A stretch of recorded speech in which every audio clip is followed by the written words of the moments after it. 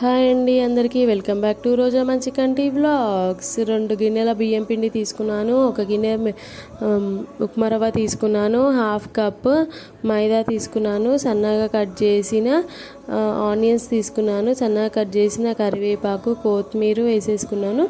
దీంట్లోనే జీలకర్ర, సాల్ట్ కూడా యాడ్ చేస్తున్నాను తగినంత. వేసేసిన తర్వాత మంచిగా మిక్స్ చేసుకోవాలండి. చూడండి, ఇట్లా మంచిగా మిక్స్ చేసుకున్న తర్వాత సాల్ట్ అనేది కలిసిపోతుంది కదా, దాంట్లో వాటర్ వేసి కలపాలి. ఉండలు ఎక్కడా లేకుండా చూసుకోవాలి. ఇది రవ్వ దోశ కోసం బ్యాటర్ కదా, ఉండలు కట్టకుండా చూసుకోవాలండి. చూడండి, ఇట్లా కొంచెం గట్టిగా ఉంటుంది, కొద్దిగా వాటర్ అప్లై చేసేసుకోవాలి.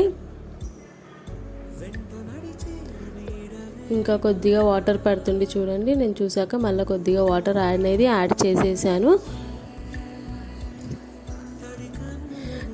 కొలతలు అనేది కరెక్ట్గా తీసుకుంటే దోశ కూడా మంచిగా వస్తుంది, క్రిస్పీగా వస్తుందండి. చూడండి, ఇదిగోండి ఎంత బాగా వచ్చిందో బ్యాటర్ అనేది మనకి. అంతలోపు పెంక కూడా హీట్ అయిపోయింది. చూసారా, మంచిగా హీట్ కానియాలి. దాని మీద ఆయిల్ వేసి ఆనియన్ది తొక్క ఉంటుంది కదా, దాంతో మంచిగా రబ్ చేయాలి. అప్పుడైతేనే మనకి దోశ అనేది వస్తుంది. ఇట్లా దోశ పోసాక ఆయిల్ వేయాలి.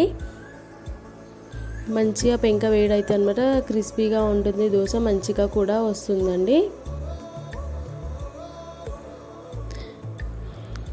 చూడండి, ఈ దోశకి పల్లి చట్నీ కానీ, కొబ్బరి చట్నీ కానీ, టమాటో చట్నీ, ఏ చట్నీస్ అయినా చాలా బాగుంటాయండి. దోశ అనేది రెడీ అయిపోయింది చూడండి.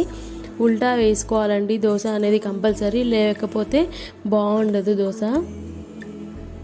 ఇదిగోండి, ఒక దోశ రెడీ అయిపోయింది. మళ్ళీ ఇంకోసారి వేసుకున్నాను. ఆయిల్ వేసి ఆనియన్ తోసి రాసేస్తున్నాను. రబ్ చేశాక దోశ అనేది వేస్తున్నాను. చూడండి, హీట్ ఎక్కాలి. పెంక మాత్రం మంచిగా హీట్ ఎక్కిన తర్వాతనే దోశ అనేది వేయాలి.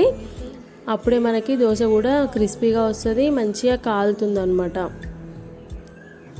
చూసారా, కలర్ చేంజ్ అవుతుంది, కనిపిస్తుంది కదా, అట్లా అవుతుంది అన్నమాట. చూడండి, మేమైతే ఆవకాయతో తిన్నామండి ఆ రోజు. మా ఇంట్లో కరెంటు పోయింది. మీరేం చేసేసుకున్నారు కామెంట్ బాక్స్లో కామెంట్ చేసేయండి. దోశ రెడీ అయిపోయింది. లైక్ చేసి సబ్స్క్రైబ్ టు మై ఛానల్ రోజా మంచి కంటి vlogs. Please watch full video of rava dosa. Thank you.